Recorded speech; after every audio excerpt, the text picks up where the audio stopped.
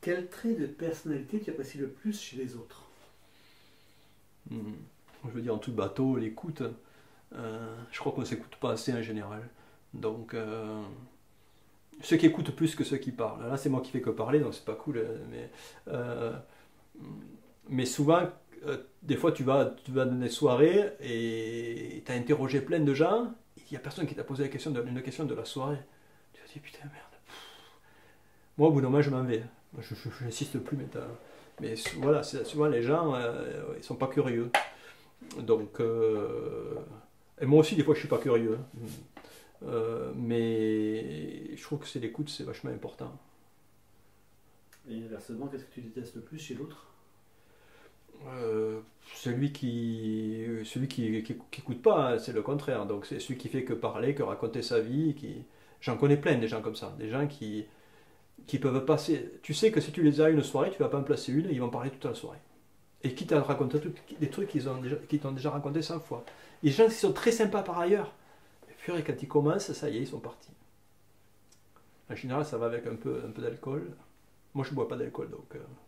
Et pour quel défaut tu as le plus d'indulgence? Euh, la bêtise, j'allais dire, parce que c'est pas ta faute. Non, en fait, j'ai pas d'indulgence pour la bêtise, malheureusement. Ça serait cool si j'étais d'indulgence. En fait, je supporte pas la bêtise. Et elle est hyper répandue sur les réseaux sociaux.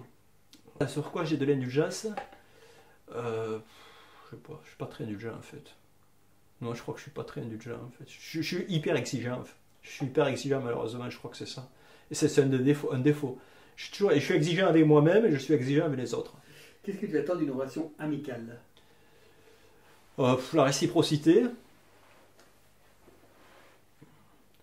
ou que le silence, je crois que les meilleures amitiés, elles se manifestent dans le silence, c'est-à-dire quand on ne donne pas de nouvelles. Par exemple, quand j'ai débranché, pendant les 6 mois, avant de débrancher, j'avais des milliers d'amis. Hein. J'avais des amis, mais il y a 3 4 personnes qui m'ont appelé, le téléphone marchait toujours. 3 4 personnes qui ont pris de mes nouvelles pendant cette période-là. Hors des gens qui vivent à côté de moi. Donc ça faisait pas lourd. Donc ça veut dire que dans toutes ces amitiés supposées, il n'y en avait pas beaucoup qui étaient vraiment des amitiés. Donc voilà, je crois que c'est ça, c'est quand les vraies amitiés se manifestent quand on n'a pas de nouvelles. C'est la preuve qu'il y a un lien qui a besoin d'être réactivé. Et puis des vraies amitiés aussi, il y a des amitiés qui sont superbes, on peut les laisser dormir pendant des années, puis quand on les retrouve, ça remarche exactement pareil. Ça c'est aussi, c'est superbe ça, que ça existe. Justement, si tu devais nous décrire tes amis, quels sont leurs points communs? Ils sont intello la plupart, ou cyclistes. Parce que les amis cyclistes, ils sont pas nécessairement intello. Il y a des intellos, mais pas nécessairement. Donc, la plupart sont quand même intello, ou même les vrais amis cyclistes que j'ai sont aussi en général intello quand même. Parce qu'il faut avoir, pour créer un échange, il faut que justement, je pense que c'est comme si il faut être sur la même fréquence. Si tu parles pas sur la même fréquence, ça marche pas. Ça marche pas. Donc moi je suis pas. Il y a des gens qui sont capables d'avoir des amitiés complètement extraordinaires avec des gens qui n'ont rien à voir avec eux. Moi non en fait. Je crois que je suis indifférent à la couleur de la peau, au sexe, mais j'arrive pas à avoir des relations avec des gens qui fonctionnent pas à la même fréquence. Et j'ai souffert de ça quand j'étais gamin justement. Au boulot, c'était terrible quand tu travailles, parce que justement, quand tu travailles, c'est une société, tout le monde ne fonctionne pas, surtout quand tu arrives dans une boîte que tu n'as pas recruté. Après, j'ai créé mes équipes, c'était plus facile quand tu crées tes équipes. Mais quand tu arrives, tu as des gens qui ne fonctionnent pas du tout à la même fréquence. Et c'est pas qu'ils sont plus intelligents ou moins intelligents, ils ne fonctionnent pas pareil. Et là, c'est super dur. Pour moi, c'est super dur. J'aurais jamais pu faire un homme politique, par exemple. Un homme politique, il va parler à tout le monde, il parle. Alors ça, c'est une compétence. Je n'ai pas envie d'avoir cette compétence. Tout à l'heure, tu m'as demandé quelle compétence j'aurais aimé avoir. Pas celle d'homme politique, mais quand même, il faut quand même avoir. Je sais pas. Je crois il faut avoir un don pour ça. Parce qu'il ne suffit pas de dire que tu fais le fumiste. Non, je pense qu'ils ont un don pour faire ça. Moi, je peux pas parler à tout le monde de la même façon, je peux pas. Tu sais comment tes amis, eux, ils te perçoivent et ils pourraient te décrire? Je sais pas, il doit me décrire comme un emmerdeur. Je suis assez emmerdeur quand même. C'est pas que je pardonne tout, mais je fais bien chier quand même. Je fais bien chier. Donc quand j'ai un truc à dire, je le dis. Même si c'est désagréable, j'ai dit un truc à une amie qui fume la semaine dernière, elle s'installe en face de moi, et purée, l'odeur de tabac m'a dégagé dessus, je suis hyper olfactif. Euh, Ça m'a révulsé, c'est comme si on m'avait jeté un cendrier à la figure. Et je me suis levé, j'ai dit, écoute, je peux pas, tu pues la clope, quoi, c'est insupportable. Alors j'ai manqué le tact, j'aurais dû partir, et fermer ma gueule et aller m'asseoir ailleurs. Mais je lui ai dit, j'ai vu que ça ne lui plaisait pas, mais c'est une agression. Elle ne s'en rend pas compte, elle fume toute la journée, elle est imbibée de tabac. C'était, waouh, pour moi. euh, donc voilà.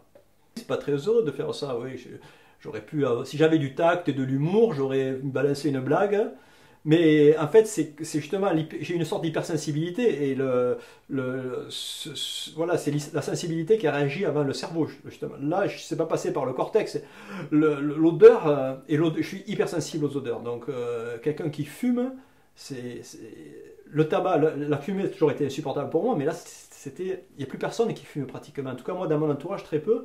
Et là, on était dans un café où à l'époque, ça aurait été un fumé. Et elle qui arrive de dehors où elle a fumé, mais c'était vraiment une agression. Je me suis senti agressé. Voilà. Au cours de ta vie, quelles sont été tes plus belles rencontres amicales? Euh, ouais, il y en a pas mal, parce que moi, les belles rencontres, souvent, elles ont provoqué quelque chose qui a fait bouger la vie. Euh, Donc, même depuis que je suis gamin, je me rappelle d'événements ou les amitiés qui m'ont conforté dans des directions. Euh, donc, il y en a plein, quoi. En fait, alors là, j'en ai beaucoup, beaucoup comme ça. Il y a un copain, par exemple, Philippe Roboul, que j'ai rencontré, on devait avoir quel âge? 15 ans à peu près, lui il a un an de moins que moi. Voilà, on a eu une amitié comme ça super forte qui a duré pendant jusqu'à ce qu'on a fait de la musique ensemble. On s'est perdu de vue parce que il y a eu une histoire dans notre groupe. Bon, c'était un truc de groupe de rock qui se sépare. Puis on s'est retrouvés il y a quelques années, on s'est revus. Et voilà. Quand j'ai commencé à travailler, je suis devenu journaliste. Yves Vuillard, je l'ai rencontré, on est devenus amis. Et c'est souvent. Il y a Claire Touchard, par exemple, avec qui m'a présenté Isabelle. En fait, c'est chez elle qu'on s'est rencontrés. Et souvent, tous ces gens, ils ont correspondu à des moments. La musique, quand je suis devenu journaliste, il m'a fait devenir rédacteur en chef. Claire, elle a publié mes bouquins chez Microsoft de vulgarisation. Et c'est souvent, et c'est toujours, mes évolutions dans ma vie professionnelle, elles ont toujours été liées à des amitiés. Ça a toujours été des amitiés. C'est jamais, en fait, c'est moteur. Euh, et une des plus belles amitiés, c'est Didier Pité, l'inventeur du gel hydroalcoolique. J'ai écrit sur lui, on est devenus super amis.